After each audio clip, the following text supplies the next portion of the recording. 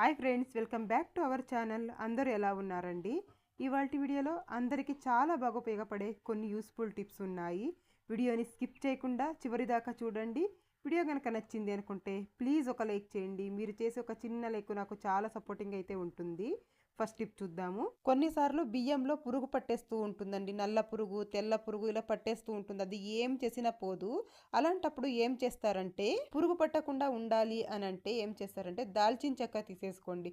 కొద్దిగా దాల్చిన చెక్క తీసేసుకొని ఇలా బాక్స్లో ఇలా పెట్టేసేయండి. బియ్యం డబ్బాలో అయినా కానీ, లేదంటే సంచిలో కానీ, మీరు బియ్యం ఏ దాంట్లో అయితే స్టోర్ చేస్తారో అందులో ఇలా దాల్చిన చెక్క పెట్టేసి మూత పెట్టేసి పెట్టేశారనుకోండి, అసలు పురుగు పట్టకుండా ఉంటుందండి బియ్యంలో. ట్రై చేసి చూడండి, యూజ్ అవుతుంది అనుకుంటే. ఇంకొక టిప్ కూడా చూపిస్తానండి. 2 టిష్యూ పేపర్లు తీసేసుకున్నాను. తీసేసుకున్న తర్వాత ఇందులోకి బిర్యానీ ఆకు తీసుకొని కట్ చేసేసుకోవాలండి. ఒక 2 బిర్యానీ ఆకుల్ని ఇలా వేసేసి కట్ చేసుకుంటున్నాను. వేపాకులు కూడా యూజ్ చేసుకోవచ్చండి బిర్యానీ ఆకు లేదనుకుంటే. చూడండి, నేను ఇక్కడ ఒక 2 బిర్యానీ ఆకులు తీసుకొని ఇలా కట్ చేసేసాను. తర్వాత కొన్ని మిరియాలు వేసేస్తున్నాను. మీకు ఎన్ని కావాలనో అది ఇలా ఇలా పొట్నాలుగా రెడీ చేసేసుకోవాలి. మిరియాలు వేసేసి ఇలా పొట్లాల్లా కట్టేసుకుంటున్నానండి. ఇలా ఫోల్డ్ చేసేసి రబ్బర్ వేసేస్తున్నాను. ఇలా చిన్నగా ఫోల్డ్ చేసేసి రబ్బర్ వేసేసి మనకు పొట్నాలు అయితే రెడీ అయిపోతాయి. మీకు ఎన్ని కావాలనో అన్ని ఇలా చేసేసుకొని బియ్యం సంచిలో కానీ, బియ్యం డబ్బాలో కానీ ఇలా పెట్టేసేయాలి. ఇలా పెట్టినట్లయితే పురుగు అస్సలు రాదండి. ఎందుకంటే ఇవి ఘాటుగా ఉంటాయి కాబట్టి పురుగు అస్సలు రాదు. ట్రై చేసి చూడండి. మనం అల్లం ఎక్కువగా తెచ్చేస్తూ ఉంటాం కదా, ఈ సమ్మర్లో అయితే తొందరగా పాడైపోతూ ఉంటుంది. ఫ్రిడ్జ్లో పెట్టినా కూడా ఎక్కువ రోజుల దాకా నిలువ ఉండదు. కొంతమంది అయితే ఫ్రిడ్జ్లో పెట్టారండి. అలాంటి వాళ్ళకైతే ఈ టిప్ చాలా బాగా ఉపయోగపడుతుంది.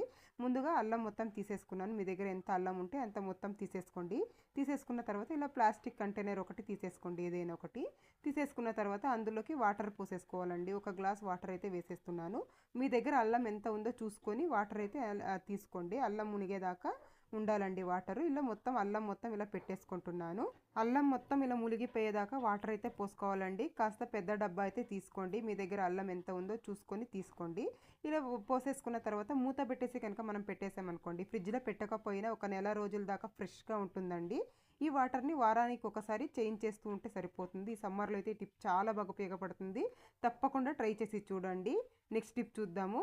కొన్నిసార్లు కుక్కర్లో విజిల్ రాకపోవడము, అలాగే వాటర్ లీక్ అవ్వడం ఇలా అవుతూ ఉంటుంది కదా, అలాంటప్పుడు ఈ టిప్ అయితే ట్రై చేయండి. ముందుగా గ్యాస్కెట్కి కొద్దిగా కుకింగ్ ఆయిల్ తీసేసుకోండి. గ్యాస్కెట్ని ఇలా ఓపెన్ చేసేసి కొద్దిగా కుకింగ్ ఆయిల్ని తీసేసుకొని ఈ గ్యాస్కెట్ మొత్తం అప్లై చేయాలండి. ఇలా నీట్గా ఇలా అప్లై చేసేసి కనుక మనము యూస్ చేసుకున్నాం అనుకోండి, వాటర్ లీక్ అవ్వకుండా ఉంటుంది. అలాగే విజిల్ కూడా వస్తుంది.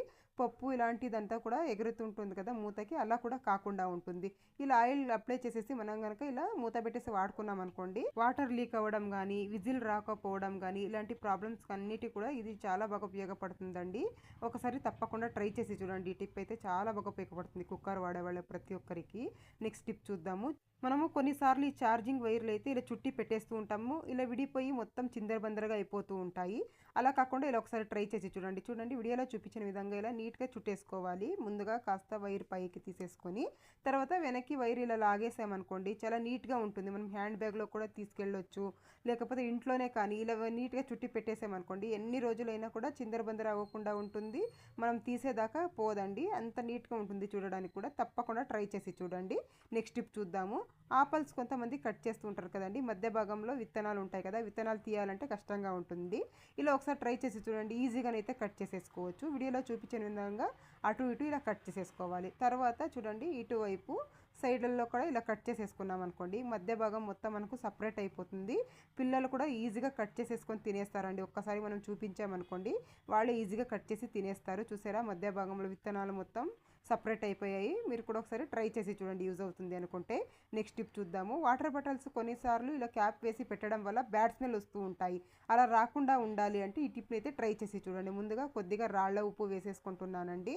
తర్వాత కొంచెం వంట సోడా వేసుకోవాలి. కొంచెం ఇలా వంట సోడా వేసేసుకుంటున్నాను. తర్వాత వంట సోడా వేసిన తర్వాత ఒక గ్లాస్ హాట్ వాటర్ వేసేసేయాలి. హాట్ వాటర్ వేసేసి మూత పెట్టేసి ఒక 5 నిమిషాలు పక్కన పెట్టేసేయాలండి. ఇలా మూత పెట్టేసి ఒక 5 నిమిషాలు పక్కన పెట్టేసామనుకోండి, చాలా నీట్గానైతే క్లీన్ అయిపోతుంది. ఒక 5 నిమిషాలు పక్కన పెట్టేసి ఒక 2 సార్లు ఇలా షేక్ చేసేసి మనము నార్మల్ వాటర్తో వాష్ చేసామనుకోండి, బ్యాడ్ స్మెల్ వెళ్ళిపోతుంది. అలాగే బాటిల్ కూడా చూడడానికి క్లీన్గా వాష్ అయిపోతుంది. తప్పకుండా ట్రై చేసి చూడండి. చూసారా, ఈ వాటర్ మొత్తం పడేసి నార్మల్ వాటర్తో వాష్ చేసామనుకోండి, క్లీన్ అయిపోతుంది. ట్రై చేయండి. నెక్స్ట్ టిప్ చూద్దాము. మనము బెల్లం ఎక్కువగా తెస్తూ ఉంటాం కదా, కొన్నిసార్లు కలర్ చేంజ్ అయిపోయి టేస్ట్ కూడా మారిపోతూ ఉంటుంది, స్మెల్ వచ్చేస్తూ ఉంటుంది. అలా కాకుండా ఉండాలి అంటే ఈ టిప్ని అయితే ట్రై చేయండి. బెల్లం డబ్బాలో కొద్దిగా శుంఠి అండి, శుంఠి వేసి పెట్టాలి. అదే అండి డ్రై జింజర్ అంటారు కదా, దాన్ని కొద్దిగా వేసేసి కనుక మనం స్టోర్ చేసేసుకున్నాం అనుకోండి, ఎన్ని రోజులైనా స్మెల్ పోకుండా ఉంటుంది, అలాగే కలర్ కూడా చేంజ్ అవ్వకుండా ఉంటుంది బెల్లం అనేది. తప్పకుండా ట్రై చేసి చూడండి. మనం ఎన్ని రోజులు పెట్టినా కూడా మంచి స్మెల్ వస్తూ ఉంటుంది, అలాగే కలర్ కూడా చేంజ్ అవ్వదు. బెల్లం డబ్బాలో ఒక ముక్క డ్రై జింజర్ వేయడం వల్ల ట్రై చేసి చూడండి, యూజ్ అవుతుంది అనుకుంటే. నెక్స్ట్ టిప్ చూద్దాము. మనం ఎప్పుడైనా హోటల్స్కి వెళ్ళినప్పుడు చూస్తూ ఉంటాం కదండి, కీరా దోసని డిజైన్గా కట్ చేసి ఉంటారు. ఎలా అంటే ఇలానే అండి, చాలా ఈజీగానైతే కట్ చేసేసుకోవచ్చు. ఇలా కనుక కట్ చేసి ఇచ్చినామనుకోండి, పిల్లలు ఇష్టంగా తినేస్తారు. ఒక ఫోర్క్ తీసేసుకోండి, ముందుగా పొట్టు తీసేసేయాలండి. పొట్టు తీసిన తర్వాత ఒక ఫోర్క్ తీసేసుకొని ఇలా వీడియోలో చూపించిన విధంగా ఇలా గీతల్లాగా పెట్టేసుకోవాలి. మొత్తం కీరా దోసకి ఇలా నీట్గా ఇలా గీతల్లాగా అయితే పెట్టేసుకోవాలి. ఇలా గీతల్లాగా పెట్టేసుకున్న తర్వాత ఇలా కట్ చేసేసుకోవడమే. మంచిగా డిజైన్స్ అయితే వచ్చేస్తాయండి, పిల్లలు ఇష్టంగా తింటారు. మనం హోటల్స్లో కొన్నిసార్లు చూస్తూ ఉంటాం కదా, ఇలా డిజైన్గా కట్ చేసి ఉంటారు. ఇది చాలా ఈజీ అండి కట్ చేయడము. పిల్లలు అయితే చాలా ఇష్టంగా తింటారు. కీరా దోస తినని వాళ్ళు కూడా ఇలా కట్ చేసి ఇచ్చేసామనుకోండి, చూడగానే ఇష్టంగా తినేస్తారు. మీకు కనుక యూజ్ అవుతుంది అనుకుంటే ట్రై చేసి చూడండి. కొంతమంది ఇలా పాలు కాచిన వెంటనే ఇలా మూత పెట్టేస్తూ ఉంటారండి. ఇలా పెట్టడం వల్ల మీగడ అనేది సరిగ్గా రాదు. ఎందుకంటే ఈ వేడికి మీగడ మొత్తం కరిగిపోతుందండి, మెల్ట్ అయిపోతుంది. అలా కాకుండా ఉండాలి అంటే ఇలా వీడియోలో చూపించిన విధంగా సగం ప్లేట్ ముయ్యాలి. పాలు చల్లారేదాకా ఇలా సగం కనుక మూసుకున్నట్టయితే మీగడ బాగా కట్టుకుంటుందండి. పాలు చల్లారిన తర్వాత కావాల్సింటే మనము పూర్తిగా మూసేసుకోవచ్చు ప్లేట్ అనేది. ట్రై చేసి చూడండి, యూజ్ అవుతుంది అనుకోండి. నెక్స్ట్ టిప్ చూద్దాము. బెండకాయలు కట్ చేసుకుంటూ ఉంటాం కదండి మనము. కొన్నిసార్లు ఇలా కట్ చేస్తూ ఉన్నప్పుడు, బెండకాయలు కట్ చేసేటప్పుడు ఎప్పుడైనా సరే ఇలా అదుక్కుపోతూ ఉంటాయి బెండకాయలు. అలా కాకుండా ఉండాలి అంటే కొద్దిగా ఒక డ్రాప్ ఇలా కుకింగ్ ఆయిల్ వేసేసుకోండి చాకుకి. ఇలా ఆయిల్ వేసేసి బాగా ఇలా అప్లై చేసేసేయండి. ఇలా కనుక చేసినట్లయితే చాకుకి ఎక్కువగా అదుక్కోకుండా ఉంటాయండి, చాలా నీట్గానైతే ఉంటుంది. ఈజీగా మనం ఎన్ని బెండకాయలైనా కూడా ఈజీగా కట్ చేసేయచ్చు. ఇలా చూసారా ఎంత స్పీడ్గా కట్ చేసినా కూడా అసలు అదుక్కోవండి బెండకాయలు. తప్పకుండా ఒకసారి ట్రై చేసి చూడండి, యూజ్ అవుతుంది అనుకుంటే. నెక్స్ట్ టిప్ చూద్దాము. ఈ టిప్ అయితే ఎండాకాలం చాలా బాగా పనిచేస్తుందండి. ఒక బౌల్ తీసుకున్నాను, అందులోకి 1.5 స్పూను పెరుగు వేసుకున్నాను. తర్వాత మెంతి పొడి అండి, ఇది మెంతులు మిక్సీ పట్టి పెట్టుకున్నాను, అది 1/2 స్పూన్ మెంతి పొడి అయితే వేసుకుంటున్నాను. ఈ మెంతి పొడి ఇలా ఫేస్ ప్యాక్కి కూడా యూజ్ చేసుకోవచ్చు. మనం హెయిర్కి ఆయిల్ పెట్టుకుంటూ ఉంటాం కదా, కొబ్బరి నూనెలో కలిపేసి ఒక రోజు మొత్తం అలా పెట్టేసి హెయిర్కి పెట్టుకున్నట్లయితే హెయిర్స్ కూడా చాలా స్మూత్గా ఉంటాయి. తర్వాత కొద్దిగా పసుపు వేసాను, వేసేసి బాగా ఇలా మిక్స్ చేసేయాలండి. ఇలా బాగా ఈ 3 కూడా ఇలా బాగా మిక్స్ చేసేసి దీన్ని కనుక మనం ఫేస్కి అప్లై చేసుకున్నట్టయితే ఈ ఎండాకాలంలో వచ్చే మొటిమలు కానీ మచ్చలు అన్నీ కూడా వెళ్ళిపోతాయండి. అంతేకాదు ఫేస్ కూడా ట్యాన్ అవ్వకుండా ఉంటుంది. ఈ పెరుగు అనేది మన స్కిన్కి స్మూత్గా ఉండేలా చూస్తుంది. ఇలా బాగా ఇలా అప్లై చేసేసి ఒక 10 నిమిషాలు వదిలేసేయాలండి. 10 నిమిషాలు వదిలేసి కనుక మనం ఫేస్ వాష్ చేసుకున్నట్లయితే ఫేస్ మీద ఉన్న మొటిమలు, మచ్చలు, అలాగే డార్క్ సర్కిల్స్ ఏదైనా ఉన్నా నీట్గా వెళ్ళిపోతాయి. అలాగే స్కిన్ కూడా ముడతలు రాకుండా ఉంటుందండి. తప్పకుండా ట్రై చేసి చూడండి. నేను వాష్ చేసి కూడా చూపిస్తాను చూడండి, ఎంత స్మూత్గా అయితే అవుతుందో స్కిన్. ట్రై చేయండి. నెక్స్ట్ టిప్ చూద్దాం. కొంతమంది ఇంట్లో అయితే ఎలకలు ఎక్కువగా ఉంటాయి, ఏం చేసినా పోవు. అలాంటప్పుడు ఈ టిప్ ఒకసారి ట్రై చేసి చూడండి. ఎలకలు అనేవి ఒక్క నైట్లోనే పారిపోతాయండి అసలు ఇల్లు వదిలి. ముందుగా ఏం చేస్తారంటే ఒక టమాటోని ఇలా సగానికి కట్ చేసేసుకోండి. తర్వాత డిష్ వాషర్ లిక్విడ్ ఉంటుంది కదా, ఏదైనా కానీ డిష్ వాష్ లిక్విడ్ అయితే తీసేసుకోండి. నేను ఇక్కడ విమ్ తీసుకున్నాను. టమాటో పైన కాస్త ఇలా వేసేసేయండి. వేసిన తర్వాత ఇప్పుడు వంట సోడా వేసుకోవాలండి కొద్దిగా. చూడండి ఇలా ఒక 1/2 స్పూన్ వంట సోడా తీసేసుకొని 2 టమాటాలు కూడా ఇలా వేస్తున్నాను. మీదే ఇంట్లో ఎలకలు కనుక ఎక్కువగా ఉన్నట్లయితే ఇంకొక టమాటో కూడా ఇలా కట్ చేసి తీసేసుకోండి. ఇలా వంట సోడా వేసిన తర్వాత గోధుమ పిండి అండి, కొద్దిగా ఇలా గోధుమ పిండి కూడా వేసేసేయాలి. ఇలా గోధుమ పిండి వేసేసిన తర్వాత ఇప్పుడు ఏం చేయాలి అని అంటే పల్లీలు అండి, చూడండి పల్లీలు ఒక 4-5 పల్లీలని ఇలా మెత్తగా దంచేసుకోండి. పల్లీలు అంటే ఎలకలకి చాలా ఇష్టం కదా, తొందరగా తినడానికి వస్తాయండి దగ్గరికి. అందువల్ల ఇలా పల్లీలు కూడా ఇలా దంచేసి వేసేసుకోండి. ఇలా కచ్చపచ్చగా దంచేసుకొని మనము చూడండి ఇలా వీడియోలో చూపించిన విధంగా ఇలా కచ్చపచ్చగా దంచేసుకోవాలి. దంచుకున్న తర్వాత ఈ టమాటోస్ పైన అయితే ఇలా స్ప్రెడ్ చేసేసుకోవాలి. ఇలా స్ప్రెడ్ చేసుకున్న తర్వాత ఏదైనా ఒక పేపర్ మీద పెట్టేసేయండి. ఈ టమాటో ముక్కల్ని ఒక పేపర్ మీద పెట్టేసి పక్కన కూడా కాస్త పల్లీల పొడి ఇలా వేసేసి పెట్టారనుకోండి, అసలు ఎలకలు ఇవి తిన్న వెంటనే ఇల్లు విడిచి పారిపోతాయండి. ఒకసారి ట్రై చేసి చూడండి. ఇలా పెట్టేసి ఎక్కడెక్కడైతే ఎలకలు ఉన్నాయో అక్కడంతా ఒక్కటి ఇలా పెట్టేసుకోండి, ఎలకలు అనేవి వెళ్ళిపోతాయి. ట్రై చేయండి. నెక్స్ట్ టిప్ చూద్దాము.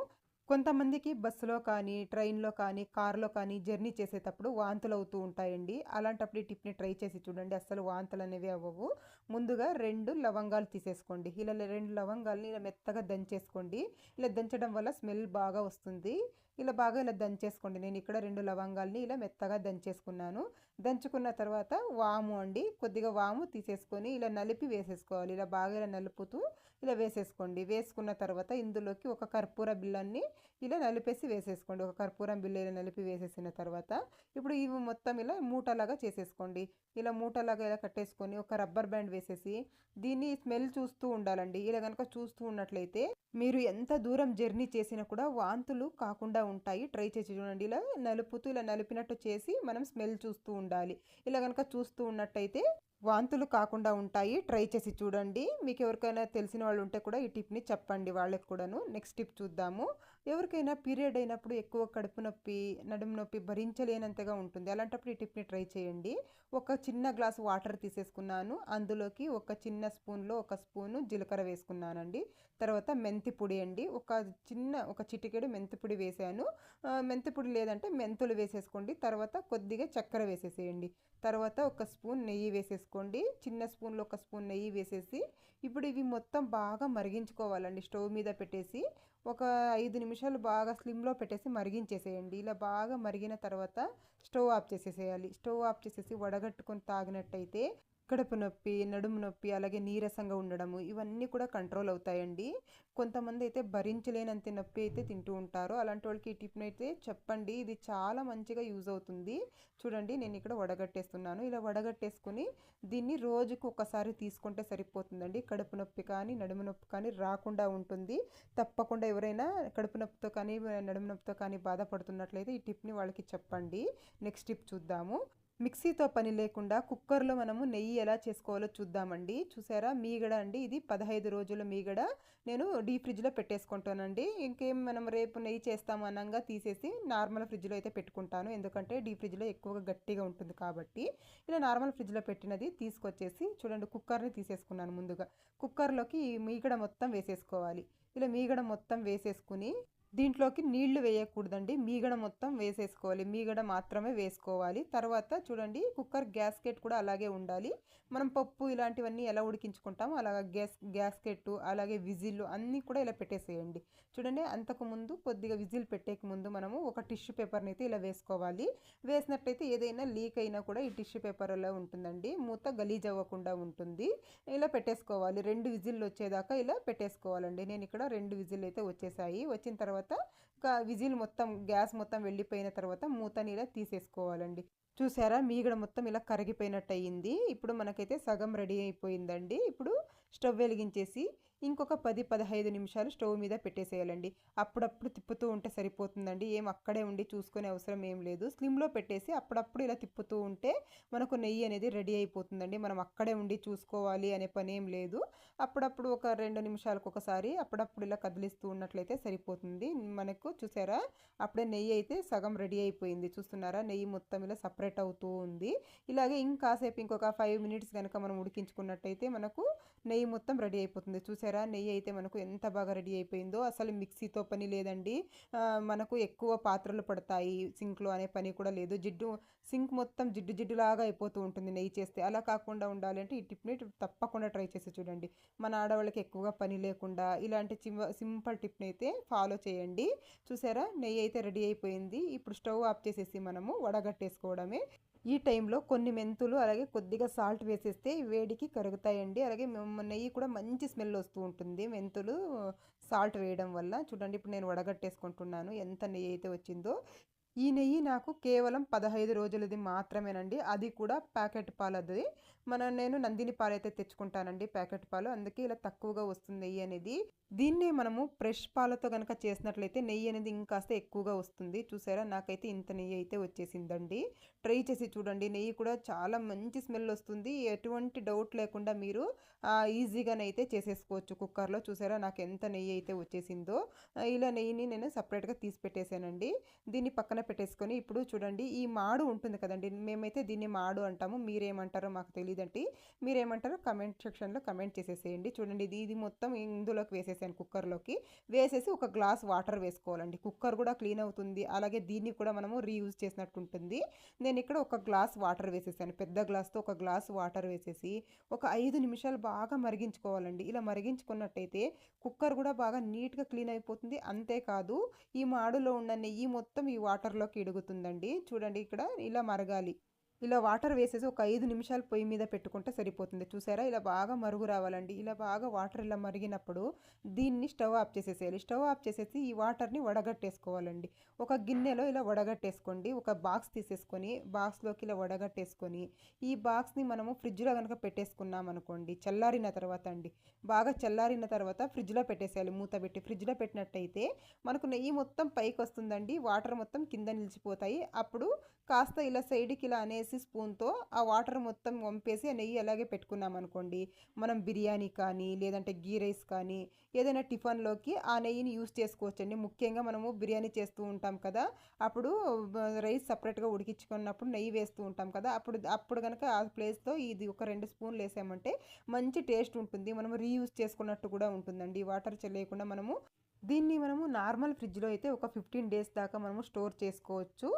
మనం డీప్ ఫ్రిడ్జ్లో కనుక పెట్టుకున్నట్లయితే నెల రోజుల దాకా యూస్ చేసుకోవచ్చండి. ఏం పాడవదు, చాలా టేస్టీగానైతే ఉంటుంది. ఎప్పుడు నెయ్యి చేసినా ఈ స్టెప్ మాత్రం అస్సలు మిస్ అవ్వకండి. చూసారా దీన్ని మనము అస్సలు పడేయకూడదు, చాలా బాగా అయితే యూజ్ అవుతుందండి. తప్పకుండా మీరు కూడా ఒకసారి ట్రై చేసి చూడండి. ఇలా కనుక చేసుకున్నట్లయితే మనకు ఇంకొక 100 ml అంత నెయ్యి అయితే సేవ్ అవుతుందండి. మీరు కూడా ఒకసారి ట్రై చేసి చూడండి. నెక్స్ట్ టిప్ చూద్దాము. ఇప్పుడు చింతపండు సీజన్ కదండి, ఇప్పుడు కనుక ఇలా మనం స్టోర్ చేసామనుకోండి సంవత్సరం పాటు పురుగు పట్టకుండా ఉంటుంది, అలాగే కలర్ కూడా చేంజ్ అవ్వకుండా ఉంటుంది. ముందుగా చింతపండు మొత్తం ఇలా పీచు ఏదైనా ఉంటే నీట్గా తీసేసుకోవాలి. అలాగే విత్తనాలు ఉంటాయి కదా, విత్తనాలు కూడా నీట్గా ఇలా తీసేసుకోవాలి. మనకు ఈ పీచు అలాగే విత్తనాలు ఉండడం వల్ల పురుగు పట్టేస్తూ ఉంటుంది, కలర్ కూడా చేంజ్ అయిపోతూ ఉంటుంది. అలా కాకుండా ఉండాలంటే నీట్గా ఈ పీచు మొత్తం నీట్గా తీసేసుకోండి. ఇలా నీట్గా తీసేసిన తర్వాత విత్తనాలు కూడా నీట్గా తీసేసానండి. నా దాంట్లో విత్తనాలు అయితే లేవు చింతపండులో. నీట్గా నేను ఇక్కడ పీచు మొత్తం ఇలా తీసేసుకున్న తర్వాత మీరు ఏ బాక్స్లో అయితే స్టోర్ చేస్తారో ఆ బాక్స్ తడి లేకుండా చూసుకోవాలండి. నీట్గా వాష్ చేసేసి క్లాత్తో నీట్గా తుడిచేసుకొని తర్వాత స్టోర్ చేసుకోవాలి. అందులోకి నేను ఇక్కడ సగం దాకా చింతపండు అయితే వేసేసాను. వేసిన తర్వాత రాళ్ళ ఉప్పు వేసుకోవాలి. ఒక గుప్పెడు ఇలా రాళ్ళ ఉప్పు వేసిన తర్వాత ఒక 2 ఎండుమిర్చి అయితే ఇలా పెట్టేసుకోండి. తర్వాత ఇంకా సగం చింతపండు అయితే వేసేస్తున్నాను. ఇలా స్టోర్ చేయడం వల్ల సంవత్సరం దాకా పురుగు పట్టదు, కలర్ కూడా చేంజ్ అవ్వదండి. తప్పకుండా ట్రై చేసి చూడండి. ఇది ప్రతి ఒక్కరికి బాగా ఉపయోగపడే టిప్ అండి ఇది. ఇంకా మొత్తం ఇలా నించేస్తున్నాను, నేను మొత్తం డబ్బా మొత్తం ఇలా ఫిల్ చేసేసుకున్నానండి చింతపండు. తర్వాత ఇంకాస్త రాళ్ళ ఉప్పు అయితే వేసేసుకోవాలి. ఇంకొక 2 ఎండుమిర్చీలు పెట్టేసుకొని ఇలా మూత పెట్టి పెట్టేసుకున్నాం అనుకోండి సంవత్సరం దాకా పాడవదు. సంవత్సరంలో ఒక్కసారి మాత్రమే మనకు చింతపండు దొరుకుతుంది కాబట్టి ఇలా చింతపండు కొన్నప్పుడు ఇలా స్టోర్ చేసి చూడండి. ఇదండి ఇవాల్టి వీడియో. మీకు కనుక వీడియో నచ్చింది అనుకుంటే లైక్ చేయండి, షేర్ చేయండి, అలాగే సబ్స్క్రైబ్ చేసుకోండి ఫ్రెండ్స్.